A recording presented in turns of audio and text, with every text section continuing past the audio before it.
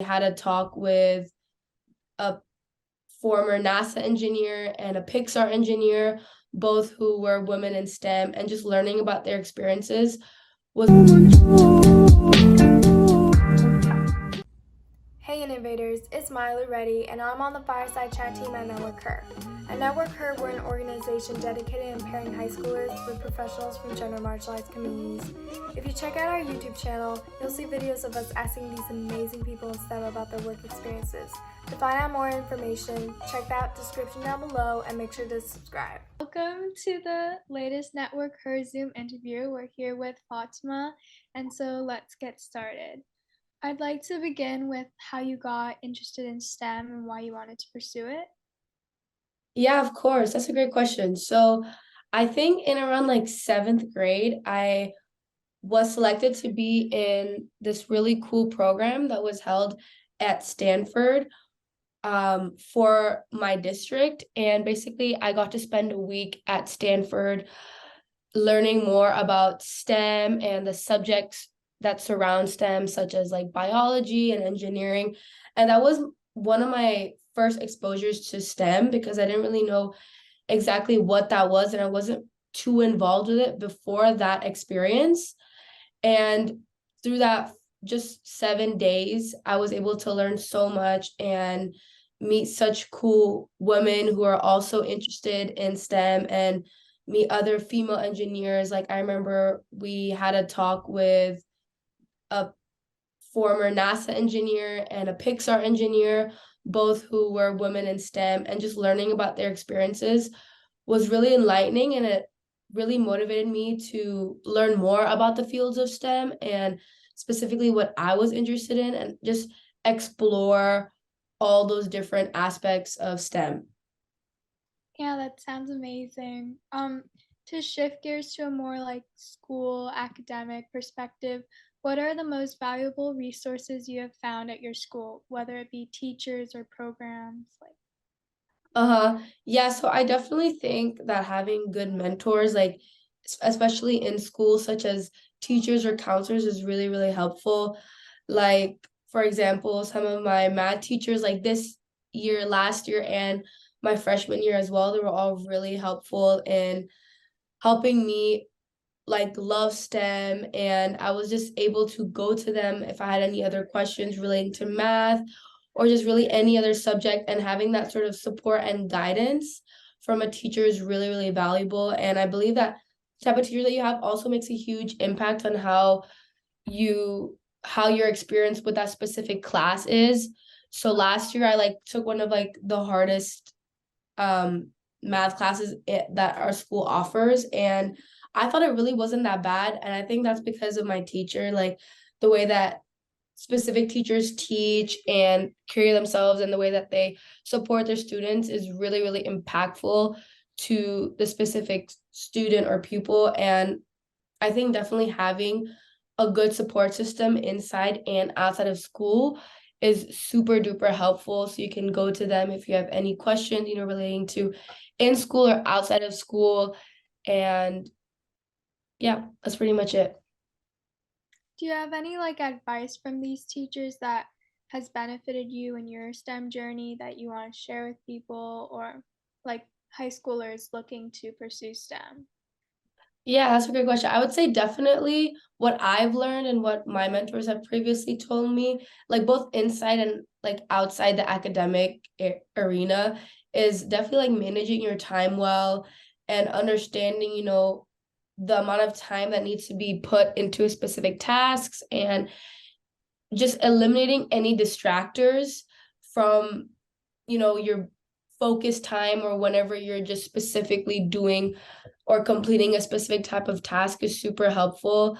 And also learning to say like no to things, not taking too big of a load, and giving yourself that like free time and free space to kind of just consume everything and not get overwhelmed. Because I see a lot of students, they like join a bunch of clubs and try to do everything that their school offers. But I've always been a firm believer that it's always better to do like one or two things, like one or two solid things that you've done, perhaps 3 to 4 years of your high school term versus just dabbling in a bunch of different fields just for a few months. Of course, like exploring is definitely a really important, crucial aspect of, eventually finding your passions. But after exploring, you want to kind of focus or kind of lure in a specific niche that you perhaps like, whether that be like engineering or computer science or like even volunteering, just something like that. And then also being consistent and sticking to it, I think is definitely easier said than done. And I think a great way to kind of grade yourself on, your consistency is just like managing your time well and really understanding that self-discipline is really, really important in order for you to really like accomplish all the tasks that you want to complete by the end of the day or by the end of the week. Thank you for that. That was very helpful, I feel. Mm-hmm. Could you also talk about Blue Wings Technologies, how it started, and your future plans for the company, as well as any other projects you've been working on? Yeah, of course. So Blue X Technologies LLC. So I initially created the LLC because I'm really big into iOS development. So I was creating uh a game called Blackjack Jackpot Cards, where basically it's kind of like blackjack, which is a type of card game, but I wanted to create a more minimalistic and like simplistic interface that I saw that some of the apps currently on the App Store weren't exactly doing. And I also wanted to kind of practice my iOS development skills by creating a project from scratch that my end goal was to get it on the App Store and get it to have some downloads. And the initial reason why I created a blackjack app, if you're curious, is just because I really enjoyed like the probability aspect of these card games like and poker games, and I thought that was really interesting, and I wanted to kind of blend the two, so I was able to use like some math concepts and some engineering concepts while I was building the app, which taught me some really cool fundamental skills of building an iOS app. So that was really fun. And the reason why I turned it into an LLC was because when I tried submitting it on the App Store, there's some sort of issue and you had to be an organization in order to actually publish an app on the App Store. And I'm pretty sure you also had to be over 18. But I just said that my dad was like part of it, even though I was like the one doing literally everything. But I just did that so I could get my app published. And so that was the reason why I created an LLC, um, just to get it published on the App Store. And then also I was able to use that company to start building different types of things. And I was able to kind of pursue more about building that company.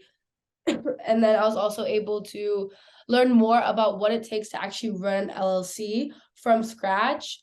And I had to go through like the arduous process of like doing paperwork and signing a bunch of papers and then going back and forth with the people who are kind of in charge of, accepting or rejecting my app or my LLC company. So I think that was really interesting because that was my first time ever doing anything like that. And it was really eye-opening as to how I could create a business from scratch. And I was able to use those skills to build my other businesses, such as my 3D printing businesses, like Perky 3D Prints. I'm kind of mainly focusing in on that business currently.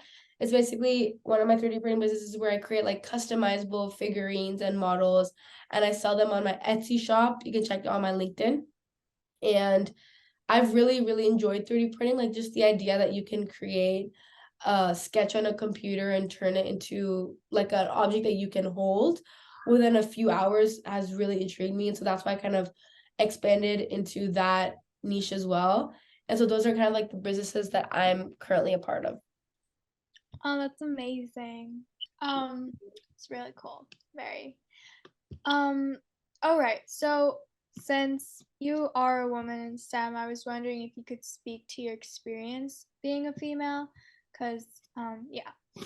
Yeah, of course. I would say there's definitely a lot of good aspects, and there's some aspects where you wish, like, why did that happen? That really did not have to happen to me, and that's just because I've noticed that. I mean, it's significantly getting better now, but a lot of times, especially the STEM clubs and the STEM classes, is very, very male dominant. And so it could be like a little bit awkward or overwhelmed, being a woman, being a part of that like minority and having, maybe feeling judged in that sort of space or have being felt like people are underestimating your skills, just because you're a woman or just because of your gender, your race, ethnicity, whatever. And so I've definitely dealt with my fair share of those experiences, and it definitely hurts, being perceived like that. But I think one of the most important things is always like to hold your ground, right? If you're being treated unfairly, or you feel like, you're being, targeted, or any sort of way just because, you're a woman in that specific field. Like I've had people, say like, oh, you can't do this. You don't have as much experience as anybody else, even though I literally had the same amount, not if not even more experience than like my male counterparts, just because I was a female. And so definitely like talking to a trusted adult, because usually in those classes there's like teachers or advisors, and letting them know that, hey, this is going on. I've seen these very like inappropriate conversations just because, this person is a female, or their ethnicity, blah blah blah, and really getting it out there and making sure that people are not getting away with that, because just being silent about it and not doing anything, especially if it's not happening to you, if it's happening to another female colleague that you see, definitely standing up for them and letting them know that, hey, you have a support system. Like, we females really have to back each other up, because the disproportionate rates, especially in those very male dominant classes, is really high. And so definitely like going back to the idea of having a support system, is really really helpful, and having fellow females, just backing you up and standing up for you makes you feel more confident in your ideas and your experience and your knowledge, and it makes you want to do the same thing for other fellow females. And I think and also something else is also try to take a leadership position in those types of clubs and those types of programs. So I'll give you an example. When I was part of my robotics club, I noticed that, most of the people in the club were males. So I was like, I really want to do something. I really want this. I want to get this out to more females and more minority groups. And so I was able to, like defeat all odds. And I was able to become a director of education, where I worked closely with the incoming freshmen who are coming in and working with like the application process, and, selecting the individuals who would eventually come into the robotics program. And so I just made like, minor changes here and there, but honestly, they add up, they accumulate to so much at the end. Like, for example, on the flyers, I noticed that they were all males, like, holding the awards and trophies, even though we have so many females on the teams.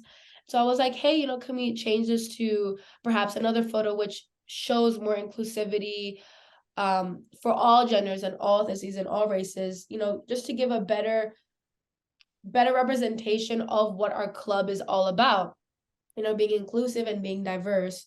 I definitely feel is really, really important to any sort of club and their success. And I noticed that, from these minor changes, the year that I was the director of education, almost half the applicants were female. And that made me really happy that, we were able to get and recruit more females into our robotics program, which was previously more male dominant.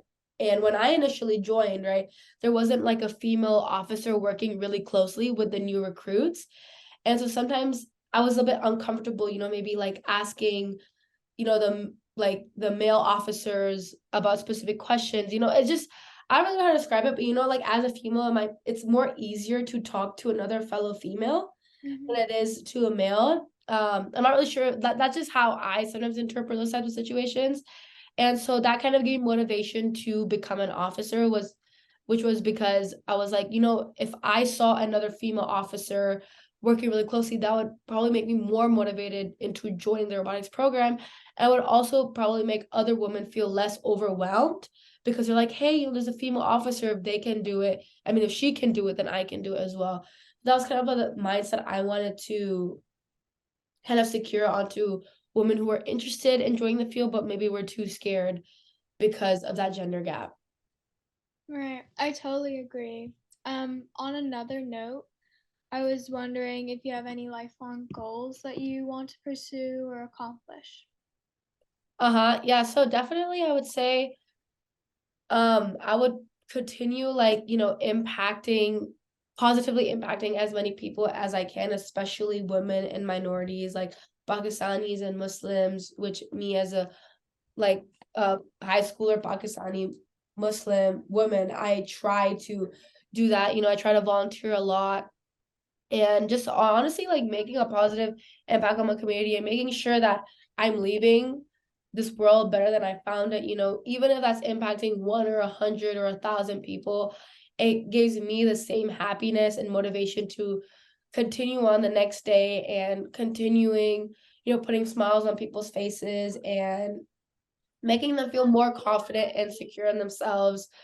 And definitely another huge aspect of my life is entrepreneurship because I just really like the freedom that you have with building your own product, building your own business, or building your own startup, and also helping other females and other individuals and other specifically the youth, helping them build upon their passions and their ideas is one of my lifelong goals, like to just continue building on it. And when I think of a goal, it's not like something like, "Oh, I reach it, I'm done." It's like I continue building upon that, and continuing, making the most out of that specific goal and making sure that I'm positively I'm making a significant positive impact on the people around me. And, a lot of times I get like, especially when I do talks and speeches, I get a lot of messages, "Hey, I'd love to connect and, I'm building this specific product or business, would you be able to help me in this regard?" And I'm like, absolutely, I would love to because when I started off, I had so many mentors, put their time and their energy aside for me and to help me build my products and the stuff that I was really passionate about. So I just wanted to really relay back to my community on that because, when somebody gives you the gift of time and the energy, definitely you should learn to use that and then give that back to your community as well because they've given so much to me. Wow. Is there anything else you'd like to share or else? I would say a lot of things are like 10%, like maybe 5 to 10% skill, and the other 95% is all mentality. So definitely having a strong mindset, although it's much easier said than done, it's something that, requires continuous growth and it's just something that you really need to build upon. Being mentally strong and having that sort of grit and tenacity is really super important, not only an entrepreneur, but also as like a woman in STEM. If you really want to succeed in that specific field, you got to really defeat all odds and push through all sorts of obstacles to really reach your goals. And I've kind of talked about it when I was invited to the UK for a TED Talk. You can check it out. It's called the Breaking the Feedback Loop from Hell, and I basically talk about the mentality aspect because I feel like that's not really talked about enough, especially in the youth, because mental health is such an important thing, and I feel like it's not being talked about enough. So definitely, never disregard your physical, mental, emotional health. Remember that you always come first. The letters that you get on your transcript does not define who you are. I see a lot of people, they always overthink school and they put all 100% of their energy and time into school, and school is important. Education is very important, but it's also important for you to expand out of that and try different things outside of school and kind of tap into different fields and different extracurriculars. That's great advice. Thank you so much for talking with us. Yeah, Yeah. thank you Good. so much, Maya.